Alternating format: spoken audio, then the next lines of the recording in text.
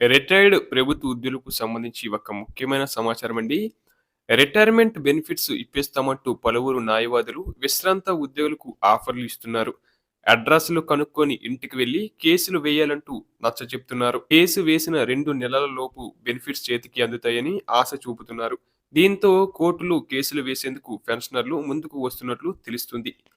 ఎందుకంటే నిధుల కొరత కారణంగా ప్రభుత్వం నుంచి అందాల్సిన బెనిఫిట్స్ ఎప్పుడు వస్తాయో తెలియని పరిస్థితి నెలకొంది. ఈ మధ్య కోర్టులో కేసులు వేసిన 2460 మందికి బెనిఫిట్స్ రిలీజ్ చేయడంతో మిగతా విశ్రాంత ఉద్యోగులు సైతం ఆ వైపే మొగ్గు చూపుతున్నట్లు ప్రచారం జరుగుతుంది.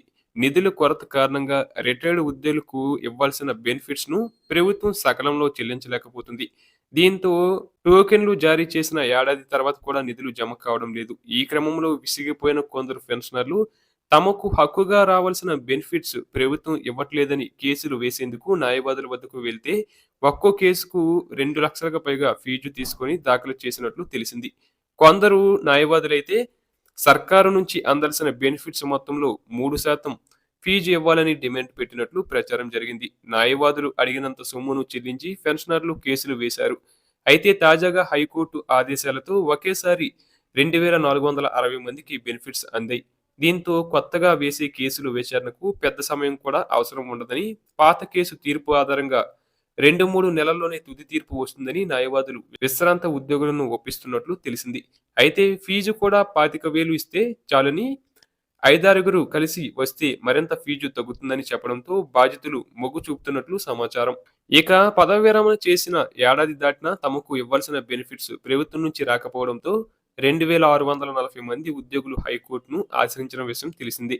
విచారణ చేపట్టిన కోర్టు పిటిషనర్లకు నిధులు మంజూరు చేయాలని ఏడాది క్రితం ఆదేశించింది. కానీ కోర్టు ఆదేశాలను ఫైనాన్స్ డిపార్ట్మెంట్ పాటించకపోవడంతో పిటిషనర్లు కోర్టు ధిక్కరణ వేశారు. కేసును గత నెల 24న విచారించిన న్యాయస్థానం ఫైనాన్స్ సెక్రటరీ సందీప్ కుమార్ సుల్తానియాను వ్యక్తిగతంగా హాజరు కావాలని ఆదేశించింది. ఆన్లైన్ లో విచారణకు అటెండ్ అయిన సుల్తానియా వివరణను విన్న కోర్టు ఎప్పటిలాగా రిటైర్మెంట్ బెనిఫిట్స్ చెల్లిస్తారని ప్రశ్నించగా 4 వారాల్లో చెల్లిస్తామని తెలిపారు.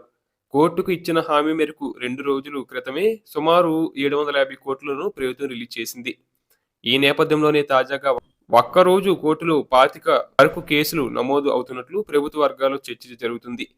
రాష్ట్ర వ్యాప్తంగా దాదాపు 8,000 మంది విశ్రాంత ఉద్యోగులు బెనిఫిట్స్ కోసం ఎదురు చూస్తున్నట్లు ప్రభుత్వ వర్గాల్లో టాక్ నడుస్తుంది. దీనికి తోడు ప్రతి నెల దాదాపు 500 మంది రిటైర్డ్ అవుతున్నారు. ఒక్కొక్క ఉద్యోగికి సగటున ₹1,00,00,000 వరకు చెల్లించాల్సి ఉంటుంది.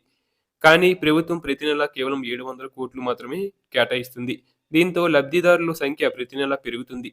ఒక నెలలో 2, 3 వేల కోట్లు రిలీజ్ చేస్తే ప్రభుత్వంపై ఒత్తిడి తగ్గిపోతుందని, రిటైర్డ్ ఉద్యోగుల్లో సైతం ప్రభుత్వంపై పాజిటివ్ ఒపీనియన్ ఏర్పడుతుందని చర్చ ఉద్యోగ వర్గాల్లో వినిపిస్తుంది.